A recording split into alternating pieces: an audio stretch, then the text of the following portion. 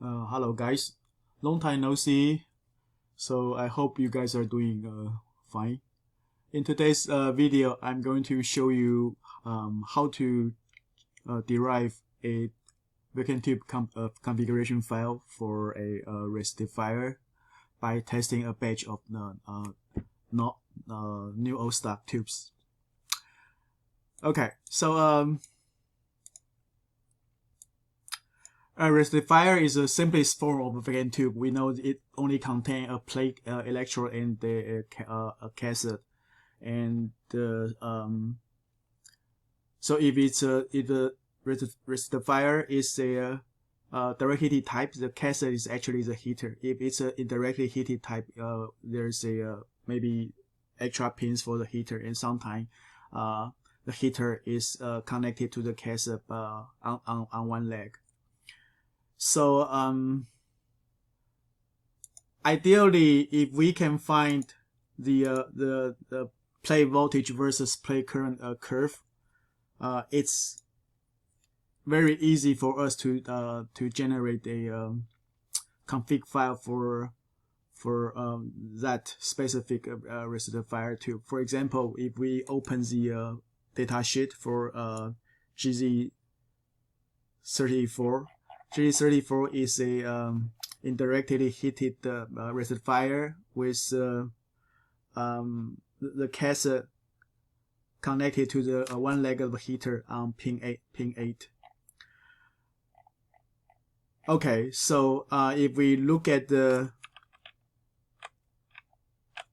data sheet, this is the curve we are looking for. So here we can see the plate voltage versus plate current curve, and from this curve we can derive the current at the specific plate voltage. For example, let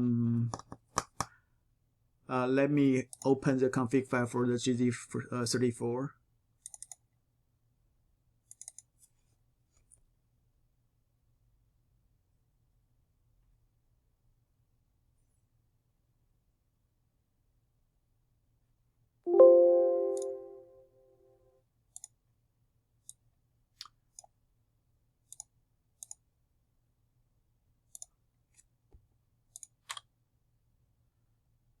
GZ34.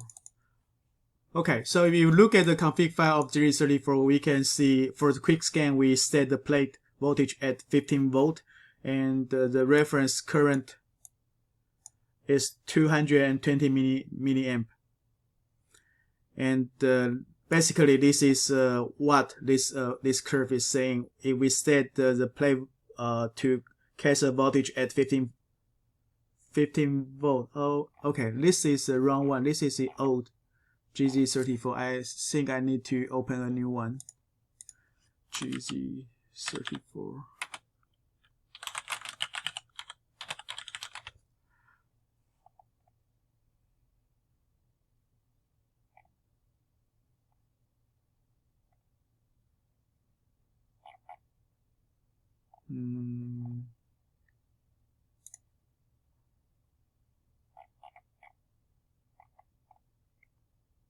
Okay, so this is the new one. If you look at the folder, in the etracer software package, there is the software supplies two versions of the config file for GZ34, GZ34 new and GZ34 old. The reason is if you just like what I showed you, if you look at the this curve at 15 volt plate voltage for the old model, the plate current is only 100 milliamp, and we look at this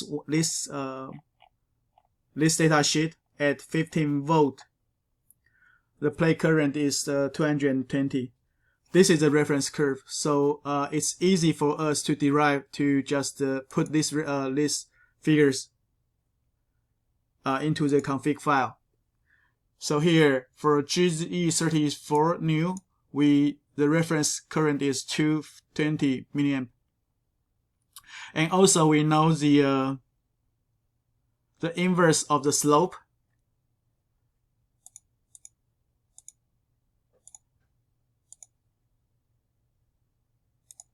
the inverse of the slope. So it's the delta current divided by the delta voltage. We can get the plate resistance. And if we do a calculation, the plate resistance is RP is about 15 ohms. So it's pretty easy. It's pretty straightforward for tubes that has a data. We can find a data sheet with the that come with the plate voltage versus plate current curve. But for a certain type, actually many of them, for many of rectifiers, the manufacturer doesn't supply the plate current versus plate current curves. Instead, they provide this kind of graph. It specifies the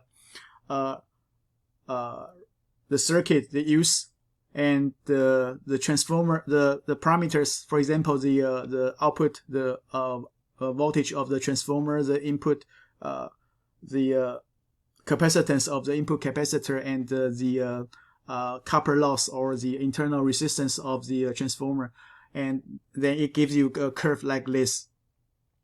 So for this kind of data sheet, it's not, and this is for the choke input circuit. So from this, we cannot. It's not trivial to derive a curve that we want. We want the plate voltage versus plate current. So alternatively, what we can do is if we own a batch of new old stock tubes, we can derive the config file by testing the batch of the new old stock tubes and do some statistics and derive the reference value from the statistics. So here is what I'm going to show you today. And at the etracer user group on Facebook, Stephen Jones provide me a set of measurement data for tube type GZ33. And actually, with the full scan data, it's very easy, very straightforward to use the tubes matching function supplied by the etracer software to derive the reference data. So here we can, I'm going to show you how to do it. So plug in matching tubes. This will open up the tubes matching window. And I'm not sure how many of you have tried this tool, but I think it's pretty nice. So so let's change the directory to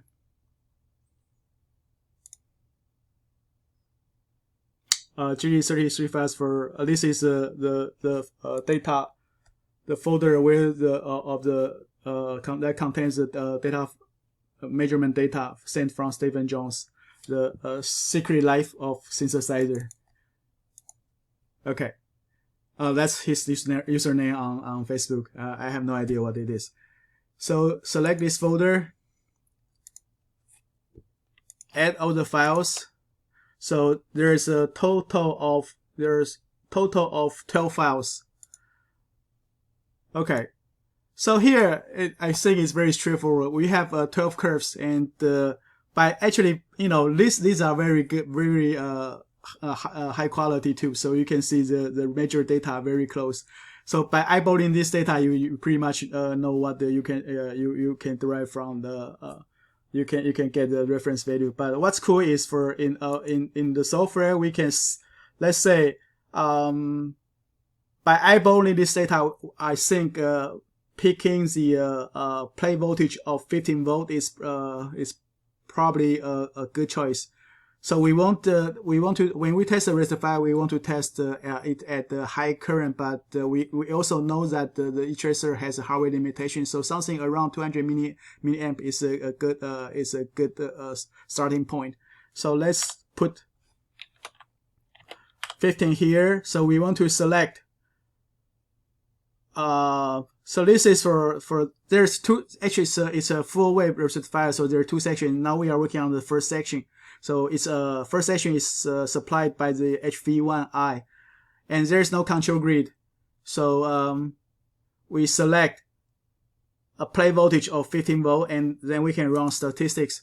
Okay, so here we can see the statistics says at a plate voltage of 15 volt, we have a current mean of 209.4, and the standard deviation is actually very tight. It's 8.5 milliamp. And for the internal for the plate resistance, it's 50. The mean is 15 ohms, and the standard variation is standard deviation is 2 ohms. So it's pretty close. So the slope is very similar, and the current is also very close. So so this is for section 1. Actually, we want to match the tubes, we can check the box here, check the box here, and let's say we want the center of 200 milliamp and a center of 50 ohms, and we can so the criteria is 5%, so we can apply the current tab. That we know there's with the current criteria we can get the 4 match tubes, and if we look at these 4 tubes, you can see these are fully matched tubes. Okay, so let's do it again. Now this time we want to look at the second section. So the section number 2 has like a wider dispersion. So still we can run statistics on this one. Still, we set the plate voltage at 15 volt, and we can see the mean current is 220 milliamp, and the mean plate resistance about 45 ohms. So from the statistics, we can easily derive, maybe we can set a goal for our reference value, because I mean, we know these are new old stock tubes, so basically we would expect their average current is higher than the should be higher than the average curve. So we can set like, I don't know, maybe, so here we have a mean of around 210 milliamps, so we can probably set 90% of it, 90% of it as our reference value. So a 210 by 90%. Okay, so maybe 190 milliamp is a good bogey. And for the internal resistance, 50 is plate resistance. 50 is pretty is probably a good number. We can so this is really up to you, but we know from the measurement the reference value is 50. So for the tube configuration file, we can set the reference value to 190 milliamp and the reference plate resistance to 50 ohms. And what's interesting is for the tube type GZ33 is there's not much data available on the internet. But if you really look at the curves and you compare the data, what I found is this guy has this is the GZ34. GZ34 has a current rating of 5 volt and 1.9 amp, and you can see the reference current is around 220 milliamp, and the reference internal resistance is 50 ohms. Oh, by the way, this is a rectifier, so there's no control grid, so we are not interested in GN and the mu. It means nothing because there's no amplification. It's simply the rectifier is simply like it's just like a diode, or a diode with resistance in series. Okay, so this is GZ34. So if you look at the data sheet for GZ33,